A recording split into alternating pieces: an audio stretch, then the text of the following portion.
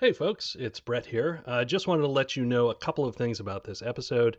One is that we actually had to split up the recording over two sessions. We will kind of come in and tell you when that happens.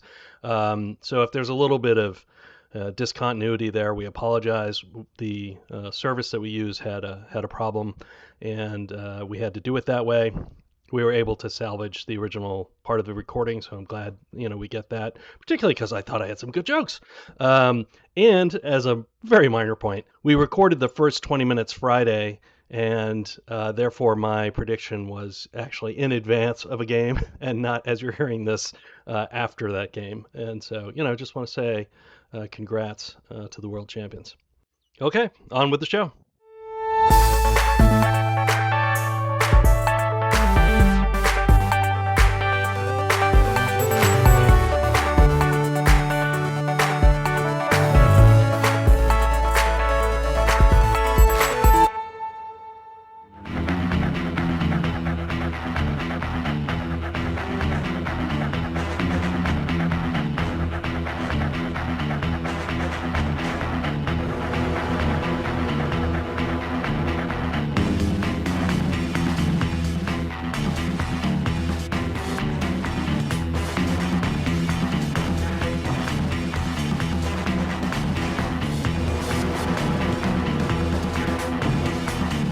Hello, and welcome back to Dev Game Club, a weekly podcast in which two veteran game developers look at games from the past to discuss their relevance and impact today. I'm Brett Douville, and I'm joined as always by my co-host, a man who's monitoring these events while continuing to seek a peaceful resolution. Tim Longo. I mean, that really that describes our whole relationship. Yeah, that's definitely, I'm always monitoring. You got to be monitoring. You got to be on top of monitoring. Running damage control. You got it. That's what it's all about. We, of course, are talking about not just our relationship, but Splinter Cell Chaos Theory from 2005. We are, it's been... Wait, who am I in that scenario and who are you in that scenario? I think that was maybe the Japanese ambassador. I can't remember. Oh, no, it was the North Korean. It was the North Korean spokesman who was monitoring the events. Who was talking about North Korea was monitoring those events. So while it does describe our relationship, unfortunately, you are North Korea in the relationship. So great. Yeah. So it's okay. In these days, who can really tell? So, Here we are. Yes, skipping right along. We are in our fourth episode here with Splinter Cell Chaos Theory, so we're going to hit a few topics and do some takeaways, which, of course, we always do at the end of a series, and then we will actually try to catch up on some email. We've had a couple relevant to Splinter Cell, and one other that was a little interesting, sort of like a review and sort of with a sort of comment. So it's worth reading. We can hit that later. But sir, you've been traveling. Initially, I thought we were going to get an idea of what it felt like to play this game on a controller, and unfortunately, that didn't pan out. Do you want to share with folks the? Yeah. Well, I think it was a few hours maybe of playing it on the Steam Deck. I did get it to work. And it was definitely glorious for that short time. It's not supported, obviously, for the Steam Deck. No one's done any work for that. But there was a good, as people may or may not know, there are community created controller schemes, controller layouts for most games, especially ones that don't have an official layout. And so somebody had made one for Splinter Cell for the Steam Deck, using even the back buttons and stuff for the bottom buttons. So everything was there, and it was very, very cool. I think you're using R and L4 and 5 for doing your speed, your acceleration, throttle. Okay. Are those back buttons? Yeah, those are the ones on the bottom. I've never held one of these, so.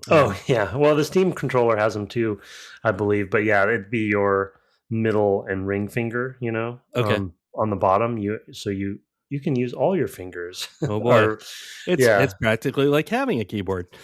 Exactly. Yeah. But the mapping was really good. So I was really excited. But then the next time I went to go play it on the Steam Deck, it kept crashing Mm. and I couldn't figure out why. So yeah, didn't end up doing I would have definitely finished the game if I had, because I brought the Steam Deck with me on my travels. But yeah, didn't get to. So Oh, I also want to, you don't know this, or you may not know this, but we actually had a Discord Game Club episode come in right under the wire. I didn't know this. Yeah, Oh, Tuesday no. night. So for those who Fill the gap? filled the gap, so we Yeah. had uninterrupted service. Nice. So our thanks to Bio and Calamity for that. They interviewed. I'm going to get all of this wrong. I guess it's now OI. OI is, I think, it stands for something, but it was RealmSoft and their game Clockwork. I listened to that whole episode and I'm terrible with those sorts of names, but I will look RealmSoft. It was somebody from RealmSoft, you're saying? It was an interview with Calamity, Bio, and 3 folks from there. So it was. Oh, it was sweet. It was pretty substantial. So like a developer panel. Yeah. Oh yeah. It was a whole. Nice. It was a whole thing. Nice. Yeah. Anyway, Clockwork Ambrosia. Yeah. Sorry. Those things don't really go together in my head. So. Yeah, that's quite a combo of 2 words. Yeah. I don't really. Yeah. I'm sure they talk about it. The gods, but anyway. But yeah, it's a sort of. Yeah, it's definitely it's very interesting conversation. So it's worth chatting. One is a repeat guest, Michael, who was on previously, and then Nathan, I believe, and Ian were the 3 folks who were the interviewees. So nice. If you're into that thing, that was in your feed. And again, we thank Bio and Calamity for that, because it was great not to be dark for a week. It is always, and they have a couple more for us in the can. So if we have summer interruptions, we may have a chance to run those later. So we shall see. Yep. But look for a link in the show notes to the Discord, and maybe someday you could be a member of Discord Game Club. So anyway, back to Splinter Cell. So we've gone to a lot of places, seen a lot of things. We're all over East Asia. I played Hokkaido and Battery, which is the North Korean mission. You played Battery and the first part of Seoul. So we'll get to all of that. Let's start with, we're mostly going to talk about the levels we played, because of just kind of moments that stick out in there, or things that felt different and changed. And then I kind of have a minor topic we can finish off with. But let's go. Tell us about Hokkaido. Yeah, I mean, I'm definitely a fan of those sorts of levels. I really appreciated trying to think back of some of the other ones that I don't know.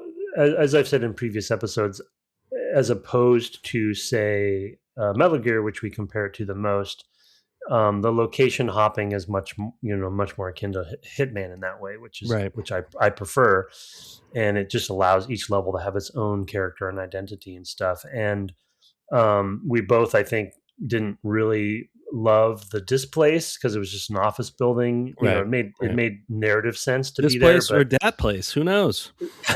Oh wow. Okay. Yeah, we're just getting right in there. Yeah, New York's been in the news a lot, and so the sort of hey, what is this place? Kind of has been in my mind a lot. Wow. Nixon 5, I hope. I don't know. We're recording this well before that actually occurs, so I could be entirely wrong by the time this comes out. Yeah. So who knows? I was keeping track of that a little bit. Anyway, yeah. So Hokkaido had a great sense of place, a great identity.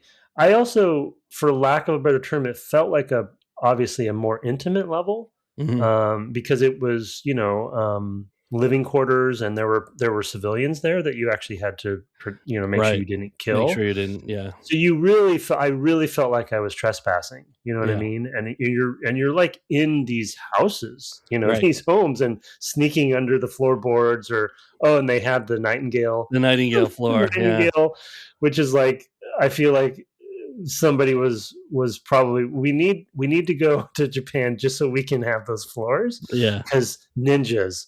Remember ninjas? And that was actually the name of a book series. That was set in that kind of time, and it came out the first book came out in 2002. So that is one. It's Leon Hearn. So it's sort of a fantasy Japan, but it has ninjas, and the first book is called Across the Nightingale Floor. So I think that may have had some influence. I don't know. It could have gone. It could have been. They could have just sourced from the same material as well. It could be either. But when I first heard the term, and when they said it, I was like, oh, I know exactly what that is. Yeah. Although their nightingale was a little more nightingale than I expected. I thought it was just like kind of a squeaky floor. But it was very funny. At one point, I was like, I think I literally just heard a nightingale. Yeah. This is good. It wasn't the owl floor, because they go on forever. Hoo hoo hoo. You don't want that when you're crossing the floor. Oh my gosh! Can you imagine living in a house that had an owl floor? Yeah, I can't. That's got to be the subject of a video game now. Yeah, I mean ninjas, right? Like ninja. It's a small admission. When I was a young lad, I was obsessed with ninja. I had a ninja costume. Oh boy! And the tabby shoes? No, what are they called? I think it's tabby. I think it's TABI. Yeah. I mean, it's probably tabby. The boots, tabby. Yeah. With the two-toe boots. Yep. I had stars. I had, oh boy, unsharpened, dull Wagasaki and katana. Like this explains a lot, because one of my closest friends growing up was also one of those ninja kids who had all that stuff. He was totally into all of that stuff. I had subscription to this. I don't remember the name of the magazine, but it was like Ninja Magazine. It was like where you buy all monthly. So I was into it. So nightingale floors were not new to me. But he is a tech ninja. Right, it's like such a great idea, and it's like I feel like you interrogate. There's a guy you interrogate. You may have snuck by him, but there's a guy you interrogate. They actually have a conversation between two guards describing the nightingale floor. Mm-hmm. Yeah. But if you interrogate the one guy who's like, "Well, I'll stay on the nightingale floor. It's totally cool." He is so into ninjas. He is like you in this level. Oh, I didn't interrogate him. Yeah, if you interrogate that guy, he's like, "Are you a ninja?" He was on the boat that was in Georgia or whatever from some prior game, and so like he already knows. Like, no, there was a ninja on this boat I was on. Oh, I remember him talking about that. Yeah. And so when he's so into ninjas, and like if you keep interrogating him, I think he just starts to repeat the lines. But he's like, "Oh man, it would be so cool to be killed by a ninja," and like. It's so funny. It was really funny. It was a real moment of knowing. I mean, I'm sure they knew that there were people. I'm sure there were people on the team who were like you, and grew up with that kind of, because that was a total thing in the 80s. In the 80s, there were so many ninja movies. Thing. Yeah, total cult thing, and Oh, and the Ninja Turtles, right? I mean, Ninja Turtles. The first movie is not until like 90, but same era. Oh man, not to get off topic, but that announcement for a new Ninja Turtle video game Ronin thing by ironically Team Ninja as like Team Ninja. I think it is, yeah. Which is like what? Oh, isn't it the Vanquish people? Maybe I got that wrong, but yeah, I think it's we'll have to look it up. Yeah, but it's by a studio that does. Oh no, it's by Platinum. You're right. No, it's by Platinum. Right? Who did Metal Gear Revengeance? What was the name of that they did one? Revengeance. Metal Gear Revengeance. I have that. But among many other it's one of the ones I haven't played. I have to play that before I play V. I mean, Platinum is ex Clover, right? Like they've done many Anyway, we're off topic, but well received games for sure. But they're a good studio for ninjas. And in that in that game, the new ninja game, it's only one of the turtles, so he has all the weapons of the other turtles. Mhm. I don't know Yeah, which yeah. I don't know which one. I haven't watched that trailer. So. I don't remember. I thought it was Michelangelo, but it might be Raphael. He was But anyway, my Ninja Turtle, Michelangelo. Yeah. yeah, we've had this No, conversation. that's not true. He was Donatello was actually mine. The blue. Oh, really? Because he's Yeah, mine yeah. as well. Yeah. Oh yeah, I like Donatello. Because he's the nerdy tech guy with the bow staff. Yeah. Yep. Yeah.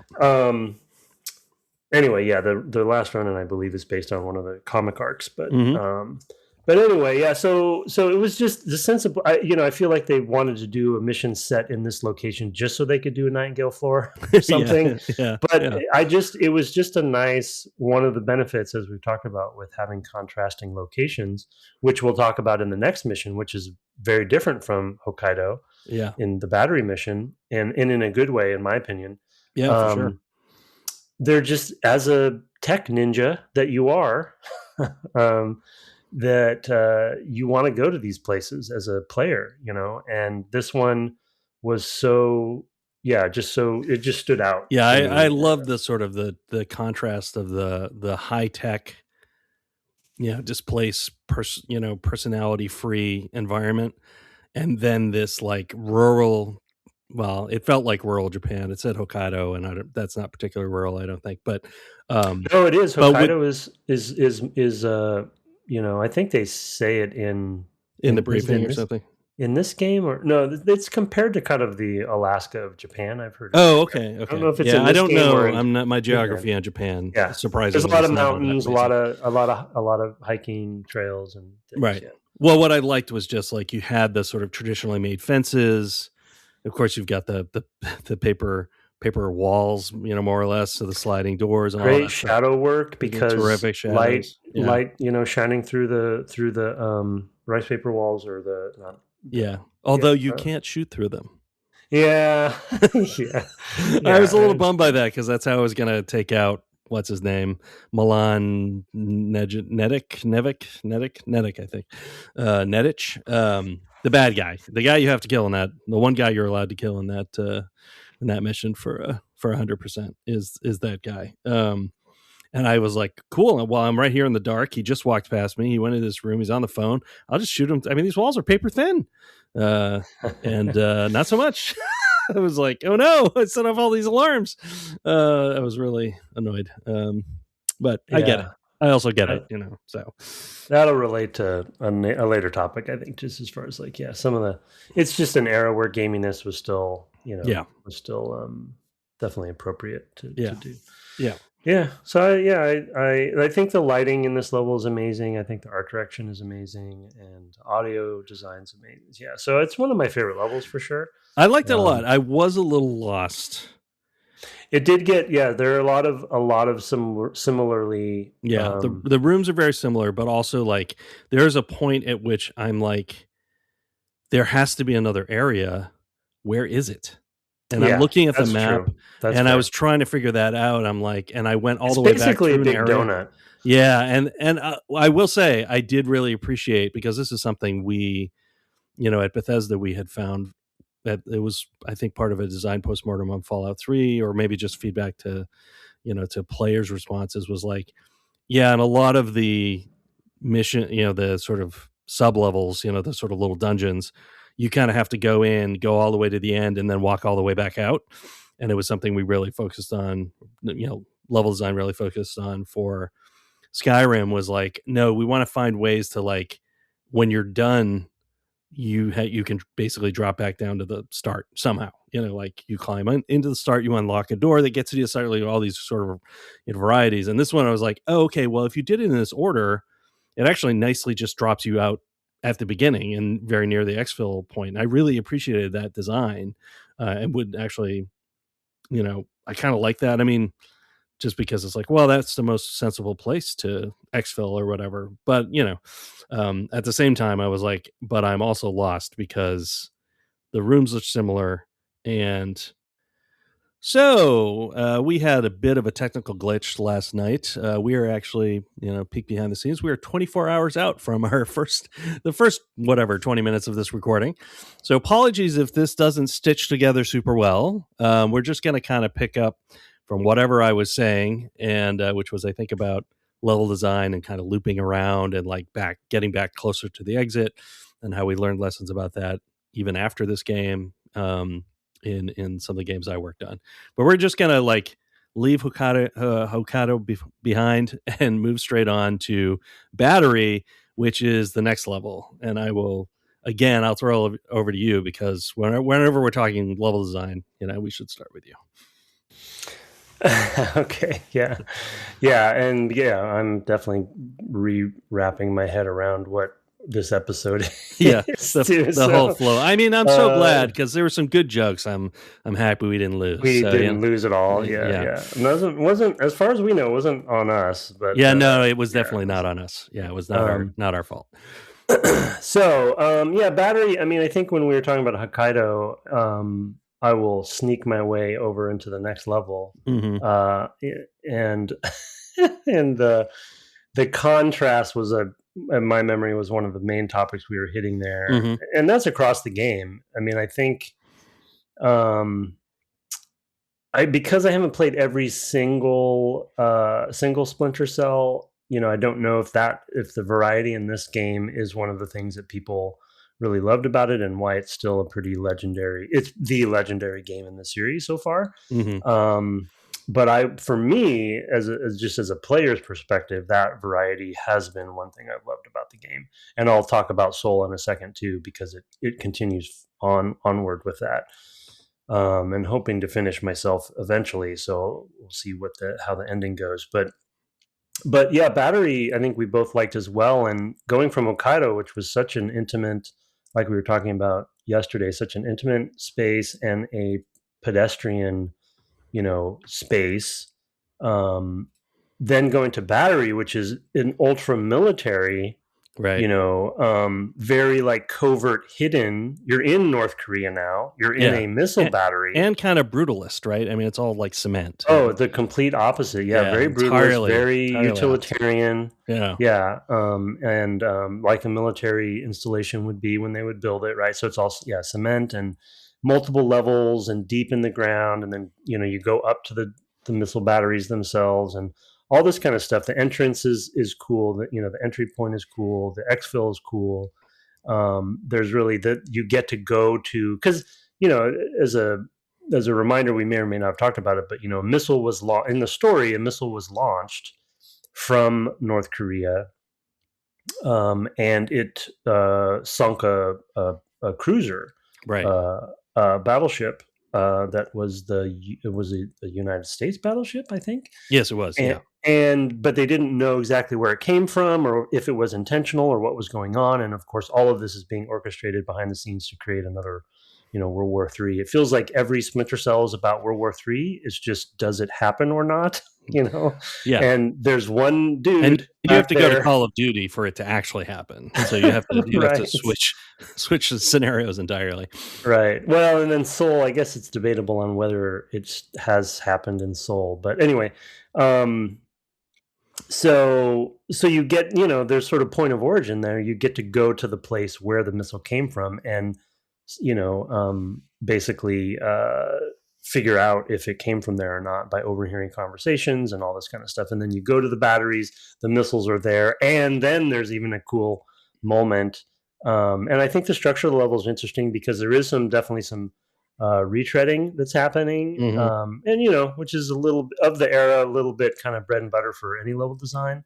Make the most of what you have to some degree, and I don't always love the backtracking, but I've done it myself, so I understand why it's there. Well, and I think adding the time limit on top of it also gives a sort of sense of like, well, were you ready for this? Like, yeah, they would definitely up the ante. Back. Yeah, they up the ante for sure, and it doesn't feel like retreading for retreading's sake, for sure. Yeah, which a lot of times it can. But I will say I was worried I was going to have to go all the way back up the elevator to the very top. There's a section to do the whatever, to cancel or like invalidate the deactivate the warhead, I think was basically what you're doing in that final step. And I was glad that it was not all the way up at the top. So it was okay, but I don't love a time section like that. This was okay. Like, it wasn't super tight, and it was short enough. Yeah. Yeah. The distance traveled initially to me, I was like, I don't know if I can get all the way back up there in that time. But then I went into one of those control rooms and I was like, oh, maybe it's this. And it was. I was like, oh, thank goodness. I can't imagine if I had to get up the elevator. Although I had cleared out the upstairs entirely. Everybody was unconscious. So I guess it wouldn't have added tons of time, but it would have been really close. And I would have been like, oof, that's a tough one. So yeah, sometimes if you think about it, when you see how long the timer is, it gives you a big clue about what the designer was intending. Mm-hmm. It's like, well, if it's 3 minutes, I think it was 3 minutes. If it's 3 minutes, no, it's 5 minutes. But you say that, Tim. And I can remember in Jedi Knight, there's a level where it's it's one of the big assault ships or something crashing into a planet or something like that, and it's all zero gravity or much of it is zero gravity. I don't remember if it all is. And we worked at LucasArts at the time, and what I heard, and I was playing that game on the hardest difficulty. Not saying that it happens every time, but yes. Well, I want to tell this story because it was one of those times in game development where I was like, okay, none of us really know what we're doing. Because I was playing that game on the hardest difficulty, and I could not, get off that ship in 12 minutes or whatever it was supposed to be. And I was like, this is incredibly hard. Like, what am I missing? And I finally just called QA. And oh, wow. And what I heard, well, I do this all the time when I'm working on games. I have a friend here, Kevin Kaufman, who's a producer at Bethesda, and he was the lead QA guy when I joined, and we were doing Fallout 3 and at the end. And I would like call him and be like, I'm having trouble finding this, 13th bobblehead. Oh my God, dude, I have things to do. It's an irresponsible use of resources. Is what oh my, that was the worst. Anyway, so I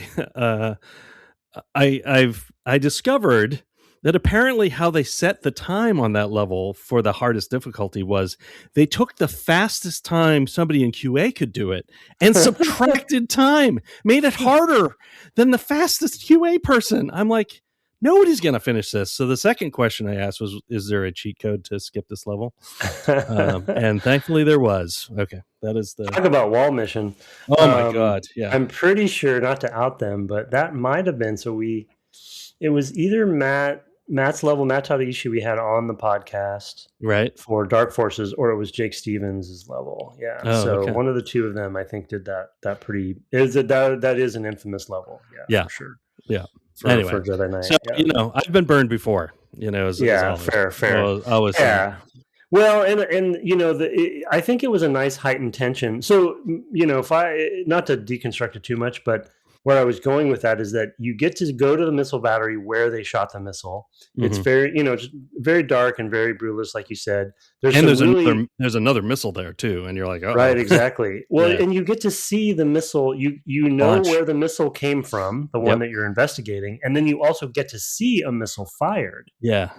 Which is a total fantasy fulfillment, I think, for this genre. Yeah. The military tech genre. And so you kind of, you're checking a lot of great boxes in the battery level, and you really feel like you are in North Korea. You were in it, like you were behind. And it's firing on another ship, right? It's like we've just lost hundreds of men. The Gipper. The Gipper. There's even lines about it. The USS Ronald Reagan. That's right. Yeah. And he makes a line, you mean I've got to go win one for the Gipper? Oh, and Grimm's like, what? And he's like, never mind. I am old. It's true. That line comes from a movie in the 1950s, I believe. So yeah. Why not? Grimm probably doesn't even know why. New Rockney kids, look him up. Yeah, Grimm probably doesn't even know why the ship is called the Ronald Reagan. Fair. Yeah, so there, and it's it's the backdrop is that great sunset you see in the other battery, and then putting a timer moment in a stealth game is definitely pretty cruel because I luckily had taken everyone out in that area. Yeah, I had So to. getting back wasn't too bad. But say you were not doing that, Yeah. and that happens, you're like, you have to now sneak your way back with the clock. So it was a bit tricky, but there were a lot of great moments in that level, and I think it was another good example for me. Like for instance, when you have, I think we want to deconstruct this moment a little bit more in a second, but you have to actually activate the rail mechanism for Right. loading Yeah. a missile, and then you use it actually as your traversal Right. going behind the missile. Right. And that's a super cool idea, right? It For like, it was okay, it was a really great you're idea. in a missile battery. What are the kinds of things that would be cool to do Yeah. as a super spy? That's definitely one of them. I mean, I will say this was another level that had a lot of interesting sort of entry points, like connections between areas. Totally great. Yeah. Like get on top of the elevator. Like, because at first I just went up the elevator, but that draws the guy who's at the desk who's basically monitoring that, and it's like, well, how can I do that? Like that, I could not make that work without killing somebody. Or probably getting on camera. No, I probably could have done it without getting on camera, but No, you it's can do it like, without. Yeah, I didn't. yeah, I didn't. You can hide behind those boxes and get enough time. Yeah. yeah. Well, I tried that. I was like, this is not this doesn't feel right. So I No, ended it up was and janky. yeah, it was not. Yeah, it was not great. And then so you can get on top of the elevator, and then there's a crawl space or whatever that you can climb into and like get up to that level. And there's multiple ways you can exit that crawl space. I think it's like more of a like ventilation or something, but it's like human height, like so you're basically walking around in the connective tissue of the building. And I loved all of that, all the different ways things were connected, all the different ways, all the cameras that were around. Some of the cameras were new looking, so I'm like, I can hear a camera. What is the camera? And it was more of the modern style that you might see in I don't know, a department store or something, where it's like a camera in a bubble. Like you don't actually see Yeah. the camera, but it's like behind glass up there on the ceiling. And it's kind of, just hard to pick out. Like maybe it's one-way glass type thing, so you can't actually see that there's a camera. Yeah. So I definitely was like, I hear it. Where is it? And I finally discovered at one point, I was like literally right under it. I'm like, oh, it's right here. And I looked up and I'm like, oh, it's a different model. It's another camera type of camera. That was a super cool moment for me. But yeah, all that connective tissue was really, really good. And it felt, even though it didn't feel like as heavily fortified as you might expect, it still felt like there's a lot of different elements to this. Like there's a little barracks room, with two guys sleeping in it that you're just like sneaking by, and there's an office of an officer, and all these different guards at different sort of stations, and guys watching the loading dock or the loading bay or whatever. I mean, just like it was a storage unit area, just so much cool stuff that sounds generic when I talk about it in a way, but also just really, really works. And especially in comparison with, contrast with Hokkaido, it's like, and this feels really different, so it's really good. Yeah. Yeah. I mean, you want to feel, I mean, this, because of the conceit of this franchise, you want to feel like you are in places you're not supposed to be. Mm-hmm. And you want to be in and among the things that are the key signature elements of those spaces, right? And so in this, they had the storage areas where there were multiple missiles sitting there, Right. waiting to be used, and you're sneaking around those, right? And so you get kind of up close and personal.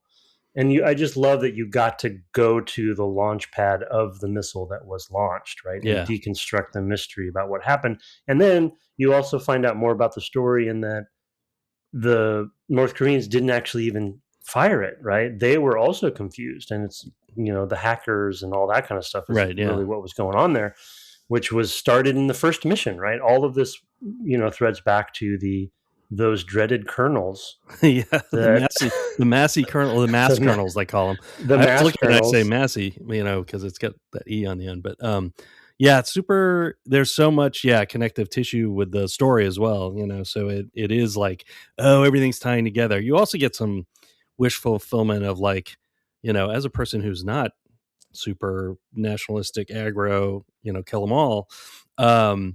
It's like, no, I'm just gonna disable these missiles. It's like I'm gonna go, just like rip the wires out of this one, next to the one that already launched from the original launch, the one that took down the first ship, and then I'm gonna find all this information about this. You can actually do it with the other ones too. It's kind of hard to avoid the cameras, but the ones that are kind of lined up in that long bay, you can also disable one or two of those, maybe just one. So it's just like, yeah, that's cool. Like I'm also going to go in here and just do some fun sabotage. One of those is an objective, but the other one's just kind of like, if you do it, you do it. And they comment on it and you move on. So it's good stuff. Yeah. Although it sounds like he was more doing it so it would explode in the base, which I was like, oh, I'm not sure that's what I thought was going to happen, but Yeah, there's some snark about that, I think. Yeah, for sure.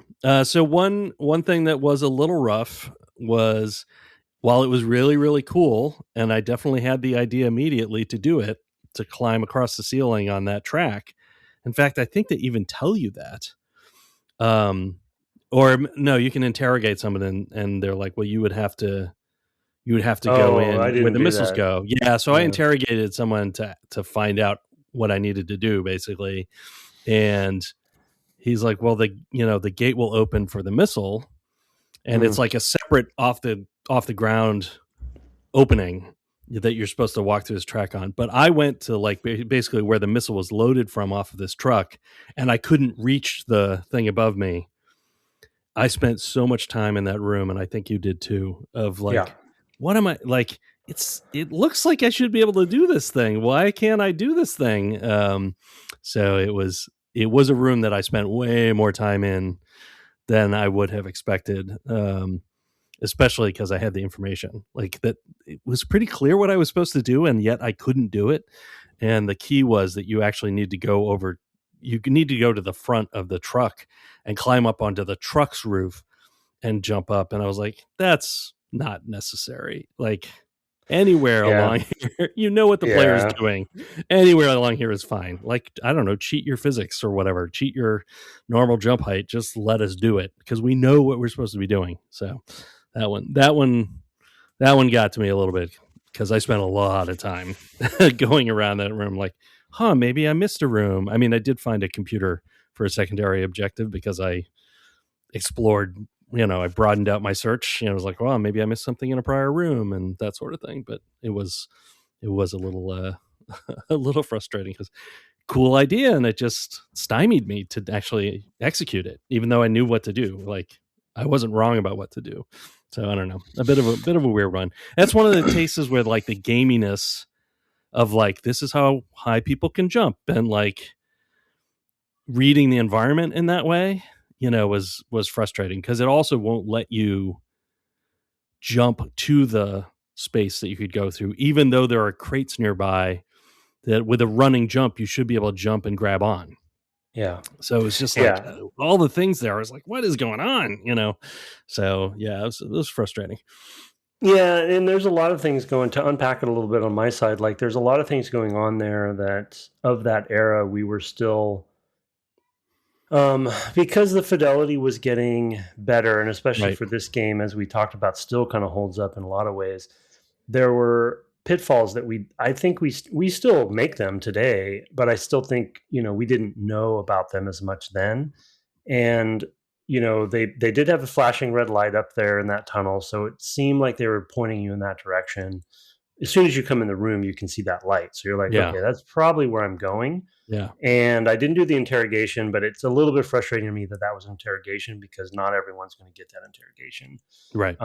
But I did come up with the same plan that you did, but there's this, I guess, kind of in, coming from how the sausage is made in perspective, when it comes to level design, metrics they're going to have metrics. Right. And one of the things that we learned over time is that, you really need to define your metrics early on so you can, once you know what your sandbox is, you can build your levels around that. So there's, minimal rework later if you had to change a metric, right? Like changing a metric late in production is a nightmare. So, and then they're also trying to make it look like a high fidelity place. So they put those crates there, right? Or they make the truck look really intricate, or, part of the problem with that particular sequence is that on the back of the truck is the missile carrier bracket that also looks you can kind of cheese your way onto, and stand on, and you're like, well, I can reach this pipe, this track, because I've cheesed my way onto this thing. And to your point, and then the other thing is that this is not a sandbox mechanics kind of game, right? Like every movement that you make is a contextually tagged and coded, so jumping from the crates, I did the same thing. I was like, this should work in my modern gaming head. Yeah. But this game is not one of those. In fact, Hitman, even today, still doesn't do that. They're all contextual movement as well. So traversal is very much like it's a binary thing. It's very common of the era. Even some of the games like Sands of Time, for example, like everything is, what could I reach from here? And it's like, it's not really systemic, and that's true of a lot of games in that franchise and in games like that. The thing I think that was really frustrating about it is like so often there's multiple ways to do a thing. And this was like, no, you have to do this one thing, but also from this one place. Like this is the one thing you can do to get past. There isn't some other way to get past this barrier. So it was very like, what am I doing? And that's where the metric, and that's where the less contextual systems would eventually evolve. Again, I haven't played I don't think I played the most recent Splinter Cell that had been released. So I don't know if they move to more of a sandbox, traversal system. But anyway, my final point on the metrics part is and speaking for myself, because I made this mistake all the time. In fact, when I streamed some of the levels I worked on, the other month, it's like you probably saw some of these errors being made then too, where the telegraphing of communicating these metrics to the player is really critical. And what we found out over time was that not only do you need the metrics of what a jump height is or how high, in this case, it's like the metric was you need to stand on top. It was measured for the top of the truck roof. Right. That is the correct metric to grab this track, this pipe. But you also need metrics for what not to do. So you need to make a space for, you can't build anything within this zone. Your buffer has to be clear. You need the minimum and you need the maximum, and in between you can have nothing that looks like it should be usable within that, nothing. And to your point, the hole you go into, that looks in metric to me. Like I should be able to jump up to that and pull myself into the hole without using the track. It's very close. If it's not, it's probably not to metric, but it's in that no man's land where close. With the run and jump, it's extremely close. It shouldn't have been that close, right? Those boxes are really only there to hide you so that you can turn the lights off in the room. Right. But they had an inadvertent downstream effect of, I can also stand on them and jump over to the track that way. And that also looked like it was in metric. So it's just this sort of like, make sure you have metrics, but also what you can't build where, and make sure nothing is in, and you learn that. That's a great point. That's not something I would have thought of. I definitely can see we learned it the hard way. I can definitely see you shouldn't have to know to back this far away so that the alarm goes off so that you can snipe the open window. Just to pick up a random example from Mysteries of the Sith. I would not because I don't do level design, I would not thought of you actually need the not allowed metrics. You have, it has to be this, but also you can't be this. Like this is not allowed. So that's a really good thing to call out. And really one of the main ways in my experience you find that stuff is playtesting.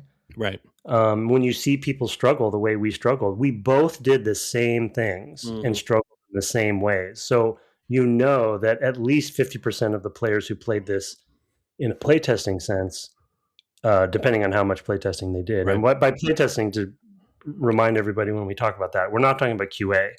We're talking about fresh eyes playtesters who are hopefully off the street players who are playing this and trying to play it as if they were playing the game, so you get feedback that way. QA doesn't count. QA is a different role. People who are on the team know the metrics Exactly. Yeah, Like and you can just see us, like, to them that isn't high enough, and they just look at it and they know. But you need somebody who doesn't know, because yeah. QA knows that distance as well. So QA would be like, no, this is fine. Like, it's clearly not in metric, or whatever. Whereas for us, it was not clear at all. And especially because the missile itself had been lifted up to that. It's also a thing where it's like, come on, Sam, you can't give me a little more here. Like, Yeah, it's so close. Yeah, it's like, just, I only need you to yeah. jump a little bit. I know, like, you're an older white guy and white men can't jump and all that stuff, but come on, man. So yeah, you can like back your way down this pipe like for a minute and and breathe but you can't Oh just my give me that God. little extra bit to get up to Once it. you're on that pipe, Oh, it's so long. it's so long. It's like he's definitely could have jumped that high. Mhm. Now your white men can't jump joke makes me think I would love to see Woody Harrelson as Sam Fisher in Splinter Cell. Oh my God. Playing Sam Fisher. Well, That would be we like have some a listener. I don't know if you read the email, but I know we have a listener who, probably still knows some people on the Splinter Cell teams. So, make it happen.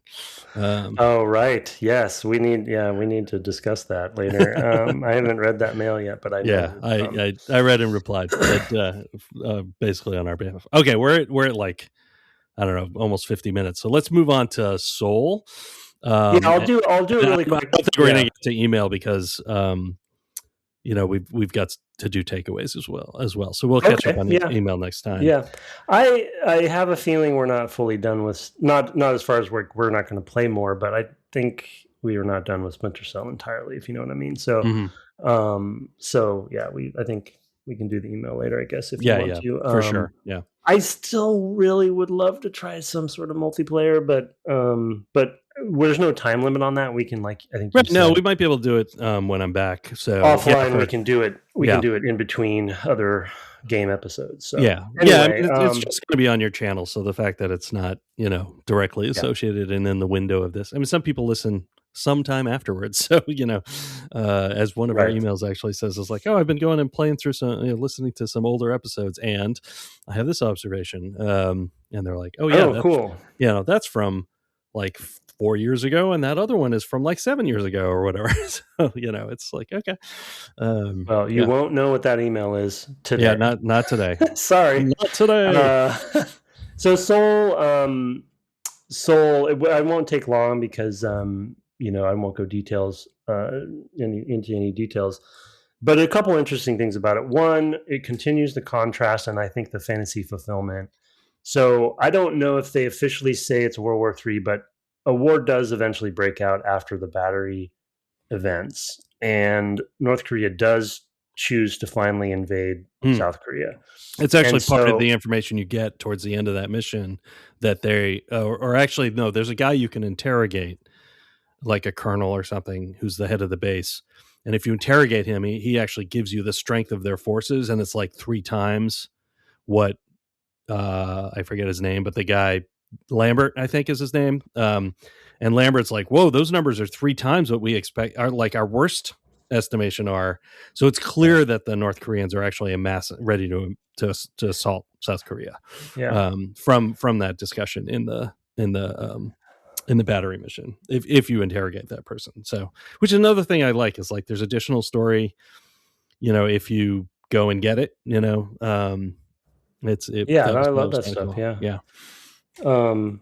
And it's definitely weird playing this game with this particular story right now. Right. Yeah, for sure. And I guess, within a certain plus or minus decades perspective, there's going to be certain world powers who are going to always be in the conversation. So unless you go sci-fi, you can't really avoid it. Yeah, no, it's really tricky. Yeah. I mean, we already talked about the politics in an episode or 2 ago. And So but Seoul, you are inserted into the war zone in Seoul, in South Korea. So they have invaded, and you are behind enemy lines, behind the enemy lines, I guess. You're behind the front lines, and inserted. And there's some clever things they do with that, but things are on fire.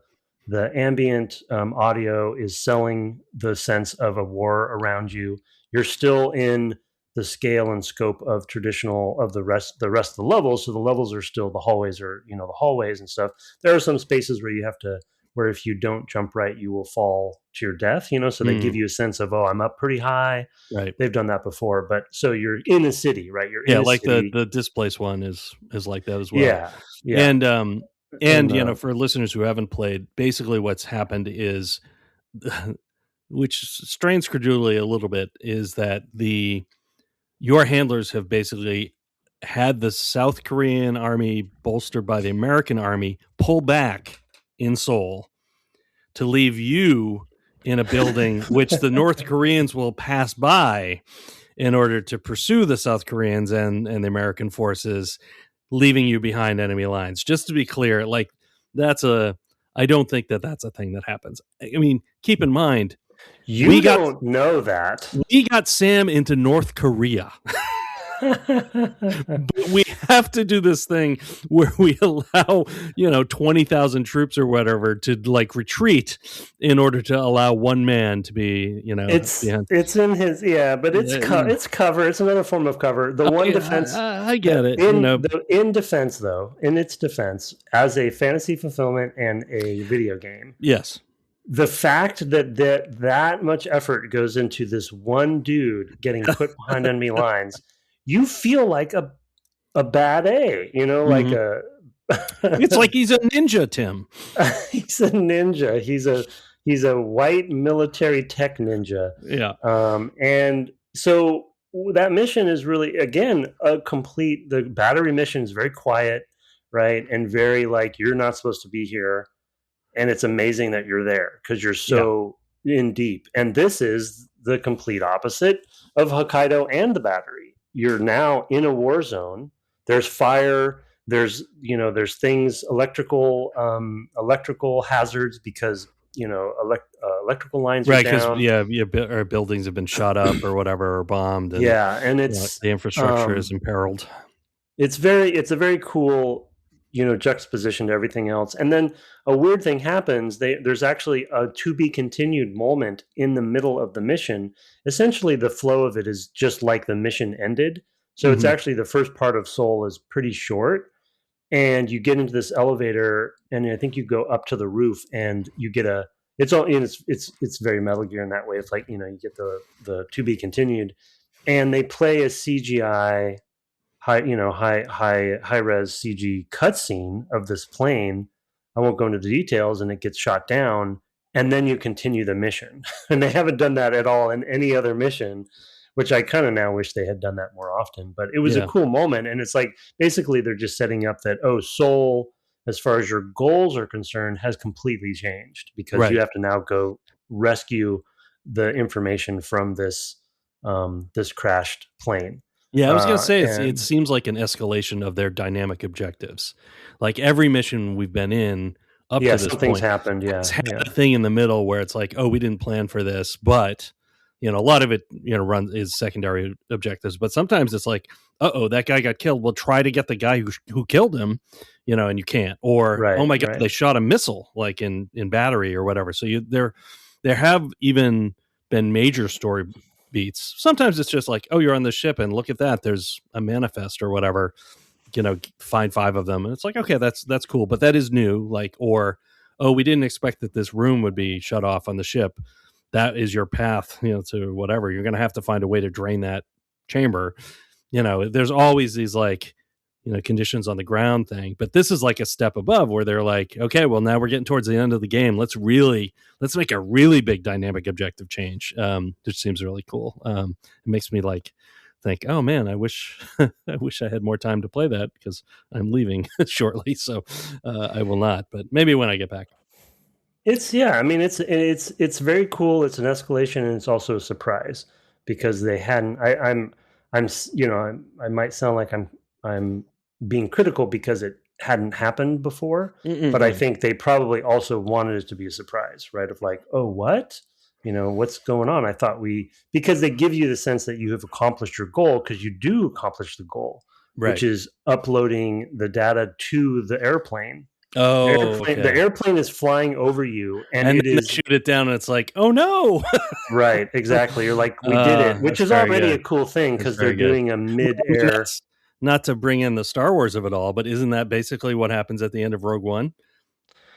Yeah, sort exactly, of, right? Yeah. It's like, oh no, we can't. We have to do that. That's a total trope. Yeah, it's like, oh no, but it's the same sort of thing. It's like this is sort of like spies into this base. Like we get to this point, and then things break loose. It's like, well, these people got to go do this. Well, and then they have this. Like it's just the classic, turnaround. Like, oh no, like you thought you were going to do that. Oh, unfortunately, this happened, and you have that. What's that called? Hal would always talk about it. Hal Barwood. I don't know. It'll come to me. I'll put it in the show notes or something. But just as it's not setback, but there's another sort of technical narrative term for it, or plot making term for it that he would use all the time.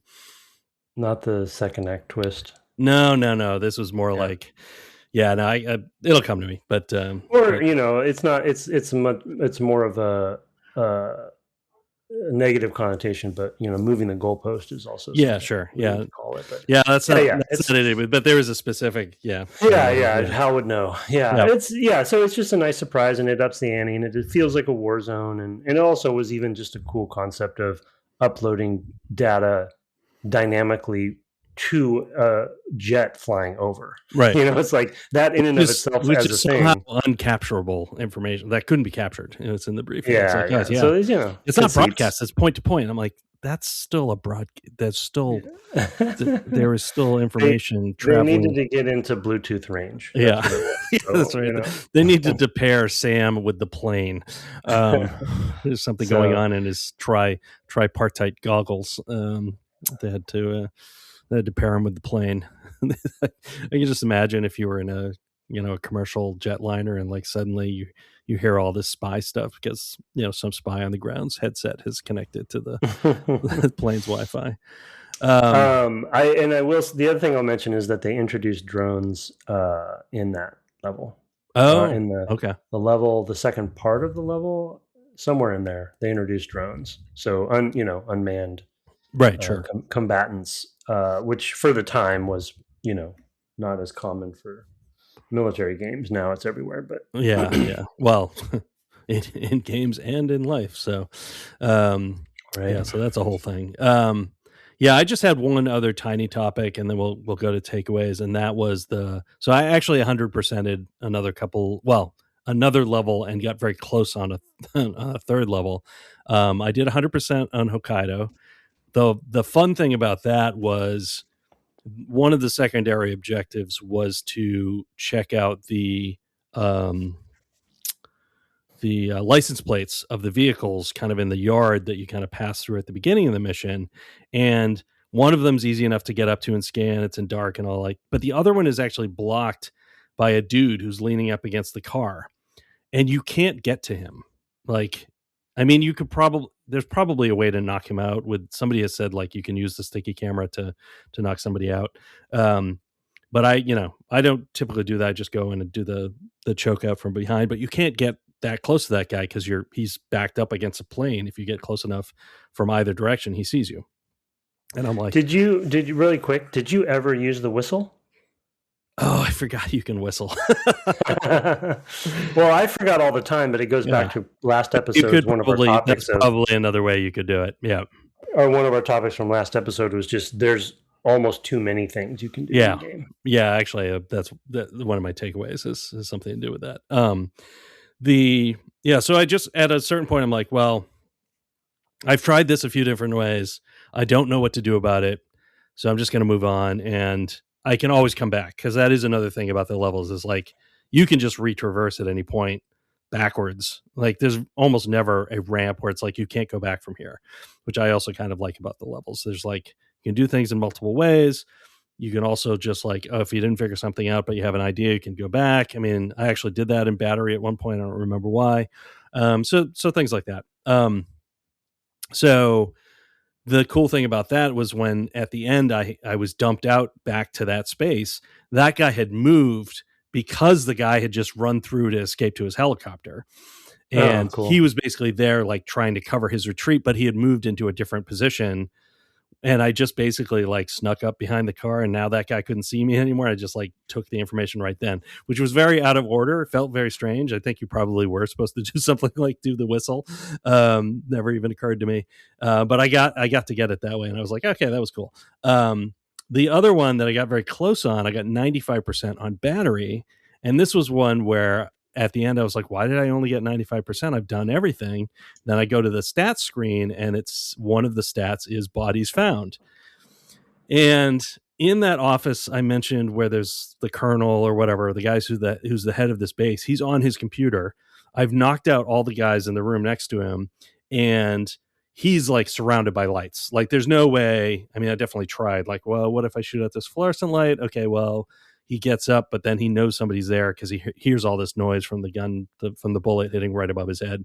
So that doesn't work. So I finally ended up picking up like some soda can or whatever it is, and throwing it into a corner to attract him. But I left a body where he would see it to pull him to the body once he got near the soda can. So like I meticulously planned this out of like, okay, I'm going to hide right where I threw the soda can. I'm going to follow the soda can in basically. And then he's going to get there and he's going to walk past me because he's going to see his guard who's supposed to be right standing outside his office. And then I choked him out. That's how, there's a computer in there, which has one of the secondary objectives. And I'm like, this is going to be perfect. And I do that. And then I do the whole rest of the mission. And at the end, I'm like, oh no, like, no, it's not like anybody knew. Like the fact that body was found seems meaningless to me. Like as a player, I'm like, well, yeah, but I knocked him out like 5 seconds later. So like, what difference does it make if he found that body? He was knocked out too. He couldn't tell anybody. He didn't raise an alarm. I don't know. It was one of those cases where it's like, okay, I get the gaminess of like, there's a stat and this is a negative stat if you get, but I had never really looked at what the stats were. I was just like trying to, role play into it. And to me, like the role playing conflicted with that gamey rule, of like, oh yeah, we deduct 5% for every body found or whatever, whatever the number is. So I don't know. It was a little like, a little frustrating. I wanted a little grace around that particular one, I guess is what I'd say. Yeah. It's another interesting, uncanny valley / willing suspension of disbelief problem with this game being so ultra realistic for its time. You're going to apply game rules to that realism as well, and such versus video game rules. Right. You're going to say, oh, well, this is how it would work in real life because this game feels like real life. Right. And so why is this the rule from a game? But we know from a video game reason why it is, but that was just an arbitrary design decision that doesn't equate to. Yeah. It's also a hard problem to deduce player intention, so I intended to do that, but they can't know that. I mean, there's no way to know that was something I like set up myself. I could have dragged that guy out of there. In fact, if that had been closer to the end of the mission, I probably would have just reloaded and done it a different way. There were multiple cans or whatever I could have picked up. I could have picked up one can and chased, and then picked up the second can and kind of walked into position. Like I could have just done that. I mean, it would have taken a lot more effort, honestly, because the guy was right there. I was like, oh, this is perfect, so it was like I really understood the systems. I just didn't understand the scoring. The scoring rules. It was very strange. It's interesting because to your point on hard problem to solve, it definitely is. It dawned on me as you were talking though that the Hitman World of Assassination games, they actually have an additional state that from memory, I don't think they've ever had in that franchise that they added to those games. That is an unconscious witness state.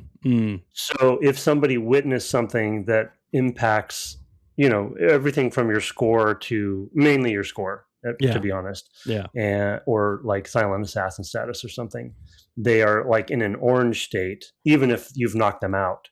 Meaning, if they were ever to wake up, they would remember. Right. That they saw you or whatever.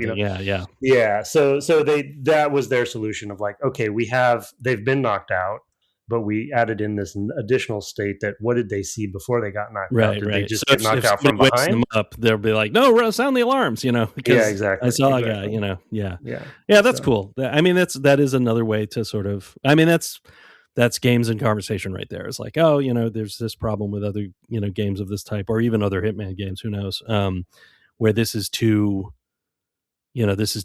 binary, right? Of like, right. they're actually, like you're pointing out, there's actually multiple states here, and we've set basically witness as a flag and not paired it with something else, which is what Hitman is doing in World of Assassination at this point, which is cool.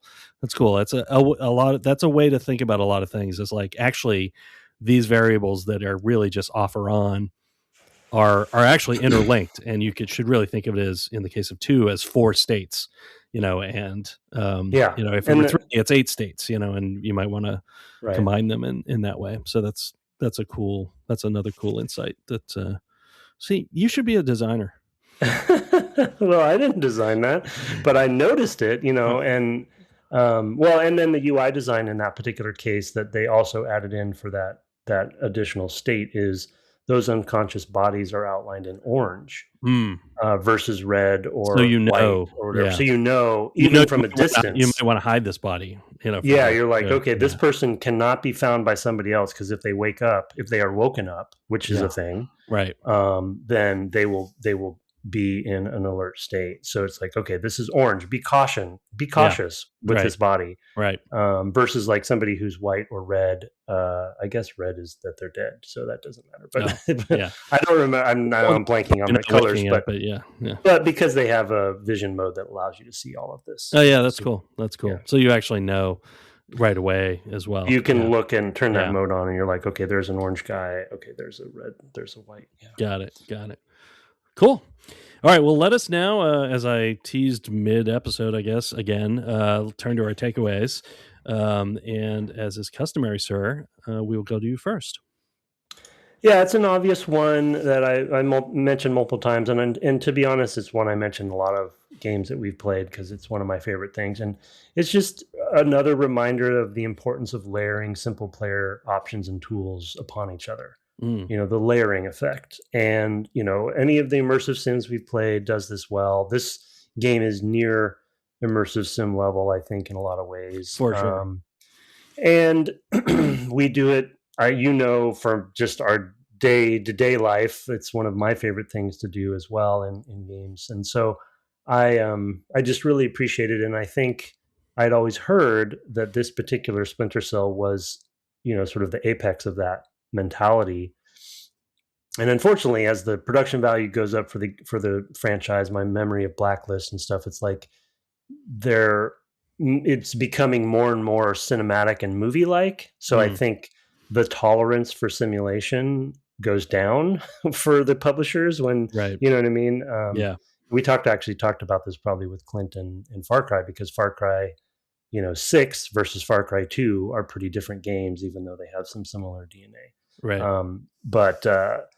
But yeah, this is just, I think they did such a great job at layering that, and then throwing in the level design to boot, in leveraging those layers of options for players.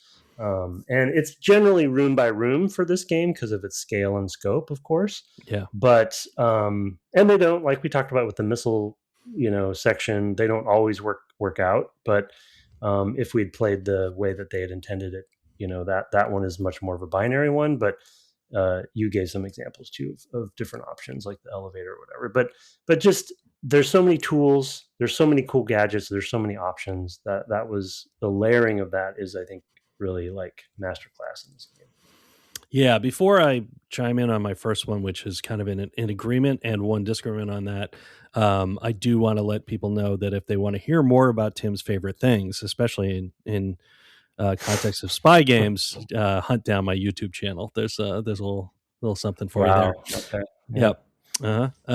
And yeah, so I also, you said it much better in that I just said flexible gadgetry, by which I meant, like, there's a lot of stuff that you have in your equipment that is applicable to multiple problems and all of that.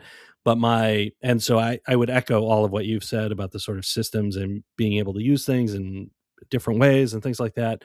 My minus is I would like to be directed to that more, and doing it in a series of tutorial videos. Like, if you're watching those one after the other, I'm mostly trying to learn key bindings, and we already talked about how that was not a good way to do that. So this was like, oh yeah, and then there's this advanced stuff that I can't really keep track of because I'm just trying to learn how to play the game in a minimal way. So like, it was not the right way to do it. I give the game a pass for that because of its era, and we were definitely still making that transition to really teaching the player all the mechanics we want them to know about. But it is like a thing that I'm like, oh, and this is why. Because there's so many cool things in this game that I'm not spending any time with because I haven't been taught how to use them. Yeah. And like, it just happened like 5 minutes ago. You're like, did you think to whistle? I'm like, no, because nobody ever told me to whistle, right? And like any game today would teach you all of those things, and you'd know like, oh yeah, I mean, because that's an Assassin's Creed thing in their things now, or in Ghost of Tsushima or whatever. Like, you're in the grasses and like you whistle and they kind of come over and they look at you, and when they get close, you hit the button, so yeah, I would like, I guess I would say I appreciate the guidance that modern games give to these systems, and remind you that you can do them, especially because, often you have that information on the screen. I don't love having tons of extra HUD clutter for that, but at the same time, I would rather have the HUD clutter and know that there are options for me, than not. Yeah. So, yeah. Well, I mean, we've talked about it in the Nintendo context, with maybe the exception of some opinions we had about Majora's Mask, but but Nintendo is the best at it, right? Teaching you before you know you're being taught. Yeah. And just by playing the game normally, you are learning what your options are and employing them based on the way they're designing the game, and you don't even realize it most of the time. It's hard to do. That's very difficult to do, like extremely. Again, go back and watch that stream. Often the tutorialization, the tutorialization also often comes very late in the development context. Like, for example, the last level we built for Republic Commando was the first level of the game, or the first couple levels, or whatever it is, and the reason for that is you don't actually know what your game is, really until that point, when you're like, oh, we actually have figured out everything about our game. Now we will make that later because we might actually discover things that have to change even very late in development for whatever reason, playtesting, for example, as you've mentioned multiple times. So, and then of course it's in danger of being cut, which, like we talked about with tutorialization here, is like, that might have happened here, right? Is like, this feels like a game where maybe there was maybe there were better plans for tutorialization. They just weren't realized because it became untenable in the schedule. So, this is a game where you do have to iterate a lot on the levels, and so I could see that happening. But anyway, back to you, but take away. My second one is on the tone side of it, which we talked a lot about, and I basically just wrote it down as, keeping true to a tone no matter what it is. And the no matter what it is part is like, in this particular case, it's not going to be everyone's, flavor that they like, but it is one for me that I like. But the tone of the game, even his humor and the humor that they're trying to do their own version of, Metal Gear has its version of humor, which is ridiculous humor, but this is tonally a very cohesive game. You feel all the locations, the story, the gravity, the characters, it hits it really well. And my last takeaway, which I'll get later, is a partner to this one to some degree. And I always am a sucker and appreciate when it is so consistently held to. We probably had similar things to say about Far Cry 2. Again, we have similar team members worked on both, and also had very consistent presentation and feel and just state of being. And every time I start this game up, I'm like, I'm in it. I know where I am. I know who I am. I know why I'm there, and I'm in a mood because it's so well executed and it's so consistent. Yeah, no, that's a good point. Yeah, I think it does that extremely well. It's like best in class for that, honestly, especially for the era. I'm going to throw in here dynamic objectives because it is a thing that I had not seen a lot of prior to this. I'm trying to contextualize it in its time. And it's like, this feels pretty fresh to me. Like, it's not that it hadn't happened. Like, I know there are some Thief levels where it's like, in this level, like you discover something, it's like, oh no, and it's like that changes what you have to do. But it's like sporadic, and it doesn't have the very real sense, and in particular grounded in this sort of like mil-spec military, tactical planning game, like that the plan does not survive contact with the enemy. And I just love that is just consistent, and it feels like a pillar, to me, as we would describe them, as like, no, every level has to have a thing, and as you point out, this week, Seoul has like, they really elevate that, like, and now it's really a thing, it's a really big thing, and it motivates a whole sort of level change in a way, so I feel like it was a really big part of them saying, this is what it's like in, this kind of environment. What but recon is always a little stale. You can't know everything, about where you're going or whatever, unless it's literally like the Pentagon that, the back of your hand in Mission Impossible, say. But even that, has moments where it's like, oh yeah, but we didn't think like the strain on a human body is going to cause me to sweat so much that I have to catch my sweat drops. So like the dynamic objectives in this environment, the spy, the military theming, all that stuff, it just makes 100% sense. And I hadn't really seen it deployed as well as this anywhere else. Yeah, I mean, I think that for me, it fits with being true to the tone as well, because it is part of this genre. Mm-hmm. Yeah, and I'm Improv. Super happy. Yeah. I'm super happy you brought up Mission Impossible, because I love that franchise, as you know. And every time a new one comes out, I rewatch all of them, and then I go see the new one. So I'm like all fresh, and that is bread and butter for that franchise. He and his team have to always adapt, because stuff goes wrong, and something comes up, and that's part of the drama of it. It's like, if everything went well, why were we watching the movie? Then you're just watching, basically, military footage from a drone or something.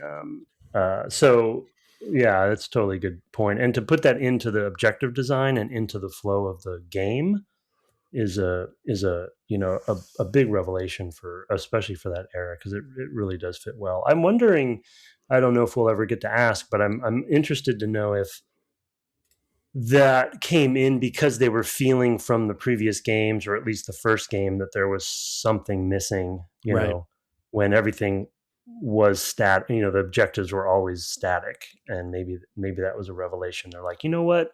In spy fiction, things aren't always static. Yeah. So maybe we should add this in for this. Yeah. I mean, it's a huge part. I mean, when we talk about Octavia, the fact of having to improvise based on what you have is an important part of our game. It's actually not something we specifically designed in. It kind of emerged, and we've, it's part of the play, as it turns out. But also, the term I was looking for earlier was reversal.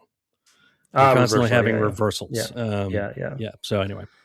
Well, dynamic is one of our pillars for Octavia. Yeah, so, that is true. Yeah. And we try to instill it in everything we could. Yeah. But you're right. I mean, it's that improvisation was a how important it became for the game, which is in the same at the scale. Yeah, and at the scale was a surprise. This happens over the course of the whole match. Like it evolved. Wow. Okay. Yeah. It evolved for us. Yeah. Anyway, your third one. My third one is leaning into the strengths of the design and tech. And what I mean by that is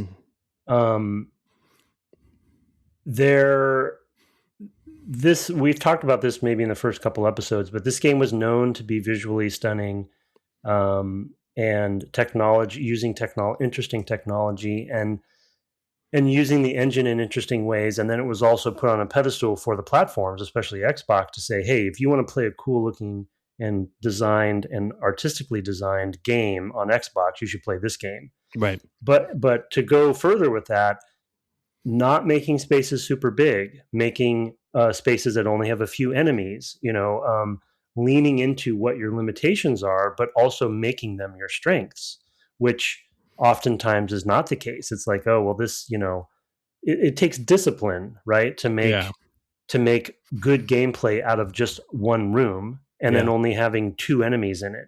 Yeah. It takes discipline to make, like we talked about with the whole lighting and rendering debate, it takes discipline to make a room that has one light in it and have it be interesting. Right. And like, what happens if that light is shot out? What happens if it stays on? There's all these discipline based that are also often um, partners to production realities of like, well, we can't, or technical realities of like, actually, like you said, we can't have three lights. We only can Right. have Yeah. one. Yeah. So you better design around it. But sometimes that feels like a limitation or a crutch. And I think in this game, every time they have some of those discipline based limitations or technologies that they're trying to lean into, they make it a advantage rather than a disadvantage. Some other obvious ones is like the way they use cloth or some of Sure. those other whiz bang things. But it really, for me, is more of a cohesive statement of knowing what your limitations and strengths are and making sure that those are the front and center in your design. Is also hard to do and hard to stick to your guns on, Yeah. because everyone always wants to do more, Right. and then add more and go bigger. But sometimes, you need to take away and you need to do less to make it Yeah. better. Yeah. It almost feels like sort of puzzle game design in a way, which is by which I mean, Yeah. with a puzzle game, you're thinking, okay, I have these elements that are available to the player at this point. What are the combinations, interesting combinations of those elements? Mm-hmm. So for, in this case, it would be, I bet you could actually, to sort of illustrate what I'm thinking about, you could probably like draw every room just as like whatever shape rectangle it is. Like, oh, it's a long, thin rectangle, or it's a from the top down, or it's basically a square rectangle. And like, okay, but there's a camera and a guy, and that's all that's in this room that you have to deal with. And maybe a light source, I guess. There's always a light source. And like, how does that change based on the placement of that camera and that guy and that light? It's like, okay, you've got those three things, but that's a lot of different combinations. Like, is the guy right under the light? So if you shoot it out, that's bad because he'll hear it. Or is he too far away from the alarm? So even if he did see you, he probably can't react in time. Or, like, you just have all these variables that you can play with. And that's coming from a small amount of restraint. And I'm thinking of, what is that's a style of puzzle game where it's like you actually only have like one verb, and you like Steven Sausage's role has basically you can flip the sausage, and you can move around. So it's a whole sort of genre of puzzle, where it's like, oh, in some levels we'll add some new element. It's like, well, it's interesting when you add this element, and here's why, and etc. And this sort of feels a bit like that, in the way Doom feels like an arcade game if you played it 2D, so like an arcade shooter, so all right, anyway, with my final one, AI state clarity. This is I think a masterclass in that as well. Like, at any point what the AI is telling you about what their sort Mm-hmm. of internal state is. It's like, oh, they are looking for me. And some of this is supported by music, but it's all there in the characters. It's like their animation tells you, like, they get tenser or less tense. The way they walk back. I mean, they'll say things as well to signal the state changes. That's pretty common, but it's pretty common because of this game, or games, in this series probably as well. And I think, I call out Their this one because faces change. their faces change. Absolutely. Um, and it tends to carry for a while because they might go into a more relaxed state, but they're not as relaxed as before you showed up, so like No. there's a step down that is not like, it's like, no, they're on a little alert now. They're not like actively seeking you out or anything. That's one of their states, and they'll signal when you get there, and you'll see it. It's like, oh, they signal like, oh, I know that I'm moving into a dark area, so I am pulling out a flare or my flashlight or whatever. And so that adds a wrinkle, and you have to know. Often for me, of course, with my knucklehead approach, it's like I'm learning and reloading. Like, oh no, I didn't know they had lights, or whatever. But those states are super clear, and part of the gaminess of the game is like being able to read those states and act accordingly, react accordingly. If you didn't mean to. I mean, it's why I was able to be like, make a plan around how I was going to get this colonel up from behind his desk, is because I knew he would get a certain distance away from a body and see it, Yeah. and et cetera. He would go to a certain closeness to this audio cue, and so I would know, like, oh, I can see what path he's going to take, like all that all comes at like the game level, the rules kind of like, oh, okay, I understand the rules behind the AI. And it's super important in stealth games, where you have these enemies like that. And it's less important in something like where it's all cameras or whatever. But when you have, enemy combatants in the area that you either want to avoid, evade, or take down, if that's what you want to do, it's really important to know how they're going to move in the world. It's the problem to solve with their AI. So, and this one just does it fantastically well and in a consistent and believable way. So. Well, and I would add in too that there's another critical for this game, another critical part of that takeaway for me. So it is a good one. Thanks for bringing it up. That they don't do two things that other games do, especially its main competitor, which we've mentioned many times. They do all of this AI state clarity with no UI and HUD and no minimap. Yep. So you don't get that stuff. It all has to be in world with the characters, with the audio, with the VO, with the animations and everything. It all has to be in world. And I won't, I'm not being critical of the other franchises for using those as a crutch, but an exclamation point over someone's head or a question mark over someone's head definitely is clear, and it hits you over the head with it. Yeah, that's very true. No pun intended, but it's like, okay. Yeah, but it also pulls you out of it, right? It pulls you out of the game. And mini maps, it's like then you're playing the mini map, as well. And it becomes a map game, as we've said many times. So it becomes a map game, especially because of the vision cones in Metal Gear's case, right? Like you're looking at the vision cones. And the reason this pops into my head is because of my wrenchy runs in Hitman, where I turn all of that off. Yeah, it's interesting. And then when I play on my own, I have it all on. So I actually play Hitman both ways, and it still holds up actually without all of that additional stuff. Yeah, but you can see where the usability and the quality of life stuff, goes when you turn it back on. I mean, in that case, it's more of an additional channel of information. It's information you actually already have. But in Metal Gear, it's often not information that you have. For example. So I really love it for that. Any honorable mentions to mention? No, I thought yours were great. No, I didn't have anything else on my list. So no, yours were good too. I did enjoy this game. I was I felt some trepidation coming in, partly because of the modern spy game of it all. That definitely a thing I struggle with, but once I stopped shooting everybody in the head, I felt a lot better about myself. So, well, your point about the tension, and the stress that comes with that, it does. I mean, we may or may not have made a stealth game.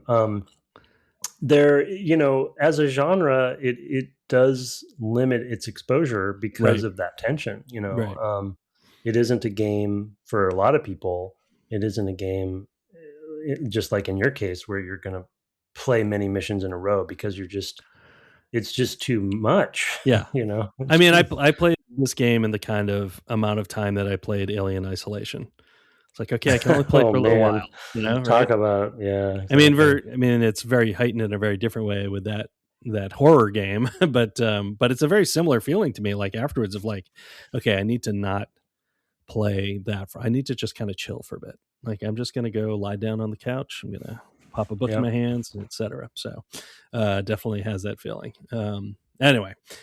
Okay, well, then to the outro stuff. We're now at like an hour and a half. So we love to get your reviews. I get those all for the iOS stuff. You hear me say this every week, but if you're hearing it for the first time, I don't know why you are.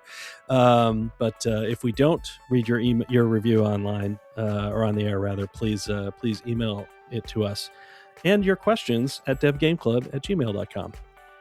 We're on the web at devgameclub.com, and my co-host here, Twitch, is at twitch.tv/ Tim Longo Jr. with the JR at the end. I don't know if you're going to have a chance this week. You might, now that you're kind of back.